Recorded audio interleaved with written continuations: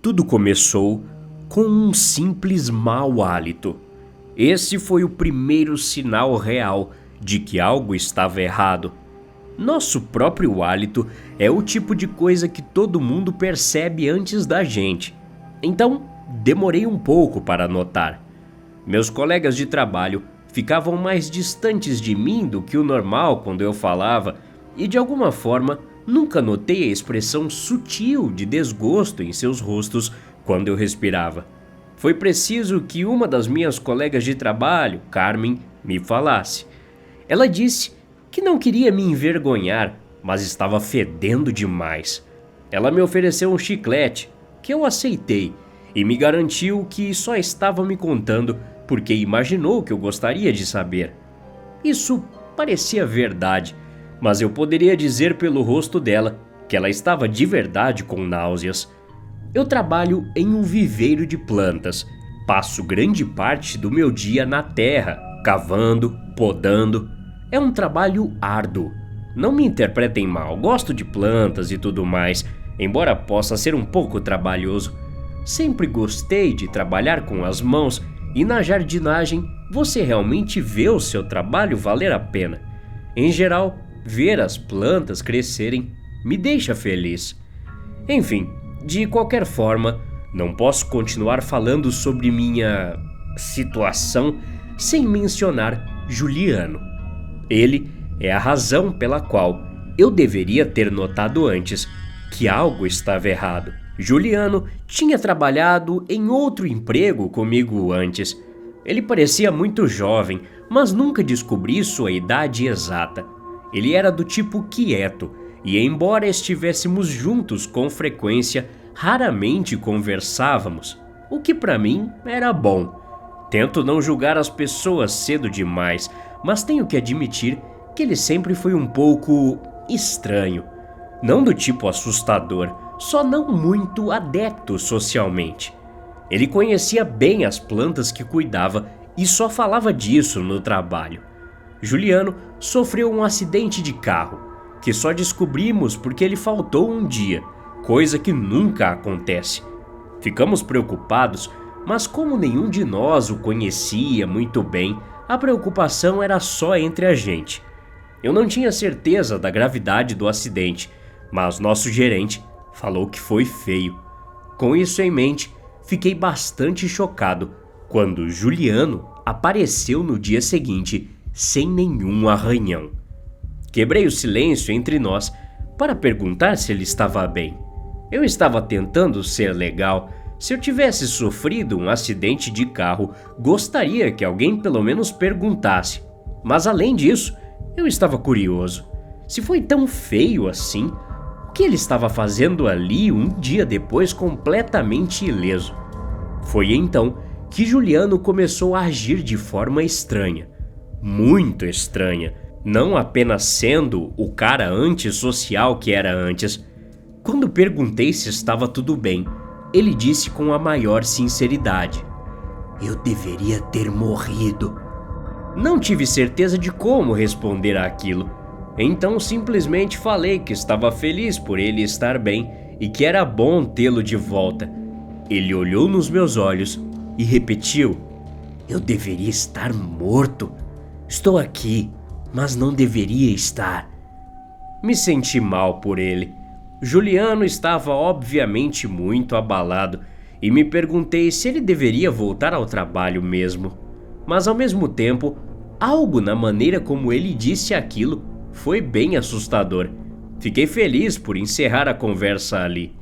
As coisas só pioraram a partir daí. O mau hálito veio em seguida. Cada vez que ele respirava em minha direção, era como se alguém tivesse deixado um pedaço de carne ao sol. Fiquei grato por ele não falar com frequência, pois sentir aquele fedor horrível em meu rosto enquanto ele falava seria demais. Tentei evitar o papo. Às vezes o ouvia resmungar as palavras: "Eu deveria estar morto." Ele conversou com alguns dos outros funcionários, algo sobre plantas e o ciclo de vida e morte. Ouvi tudo isso de tabela, mas sei que ele deixou as pessoas bastante desconfortáveis. Um dia, apenas algumas semanas após seu acidente, Ele simplesmente parou de trabalhar. Presumi que ele tivesse pedido demissão ou sido demitido, o que provavelmente foi uma boa decisão. Ele estava realmente começando a estranhar as pessoas e tive a sensação de que o acidente mexeu com ele mais do que imaginava. Eu deveria ter feito a conexão com esse acontecimento quando dias depois meu hálito começou a cheirar mal. Como eu disse antes, demorei um pouco para perceber, e ainda mais para lembrar da semelhança com o que aconteceu com Juliano. Mas não demorou muito para que Carmen me contasse o quanto todo mundo estava enojado do meu bafo, e eu mesmo comecei a sentir o cheiro. Usei enxaguante bucal, balas, qualquer coisa que pude imaginar, mas só piorou. Não era nem um mau hálito normal, cheirava a morte. Achei que talvez fosse minha dieta, mas logo depois tive a resposta de que o problema não era o que eu comia, pois perdi totalmente o apetite. Eu tinha uma sensação constante de enjoo no estômago e só de pensar em comida me dava vontade de vomitar. Decidi tirar uma folga. Aquela sensação horrível dentro de mim era muito perturbadora e eu esperava que desaparecesse com um pouco de descanso. Mas não. Fiquei em casa, sem comer durante dias. Cada vez que eu dizia a mim mesmo que precisava comer para manter as forças, simplesmente não conseguia. Mas nunca parei de beber água. Na verdade, eu estava com mais sede do que antes. Tomava litros e litros, mas nunca fiquei satisfeito. Eu presumi que estava com algum tipo de problema estomacal, então me pegou desprevenido quando a tosse começou. Era como uma coceira em meus pulmões, como se algo tivesse se instalado em meu peito, e a cada respiração, esse algo se esticava e irritava o que quer que fosse. Desenvolvi uma tosse profunda e forte. Se você já teve aquele tipo de tosse nojenta em que consegue sentir o muco nos pulmões e na garganta, foi assim, só que pior. Cada respiração era um chiado e eu deveria ter ido ao médico naquele momento. Mas não fiz isso. Tenho pânico de ficar doente, mas mais ainda por pensar em ter que ir ao médico. Sei que cometi um erro ao ficar em casa. Eu podia sentir aquele barulho no peito, como se algo estivesse solto em meus pulmões. Tossi mais forte, esperando poder desalojar o que quer que fosse. E de certa forma funcionou. Tossi e, por um momento, o barulho pareceu quase sumir. Ainda estava lá, mas melhorou um pouco. Tossi de novo, e foi então que senti algo na garganta. Quase bloqueou minha traqueia. Me sentei na cama e engasguei. Corri para o banheiro e me ajoelhei ao lado do vaso sanitário, tossindo e engasgando, tentando tirar aquela coisa da garganta. Senti o que quer que fosse perto do fundo da minha boca. Nesse ponto, meu ar estava completamente bloqueado e comecei a entrar em pânico. Tentei limpar a garganta e pude sentir a coisa. Num impulso, coloquei a mão na boca e tentei tirar aquilo da garganta. Os engasgos e a tosse causaram espasmos por todo o meu corpo e tentei desesperadamente agarrá-lo. O senti na ponta dos dedos e finalmente consegui alcançá-lo. Era macio e viscoso. Segurei e puxei. Ele lentamente saiu da minha boca, cada vez mais, continuando na minha traqueia. Foi mais longo do que eu pensava.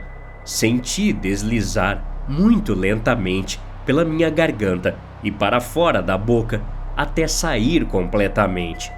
Consegui respirar novamente e quase chorei de alívio. Então, olhei para aquilo. Eu teria vomitado se meu estômago não estivesse vazio. Só consigo descrever como um grande pedaço de carne podre, descolorida e coberta de sangue escuro e coagulado.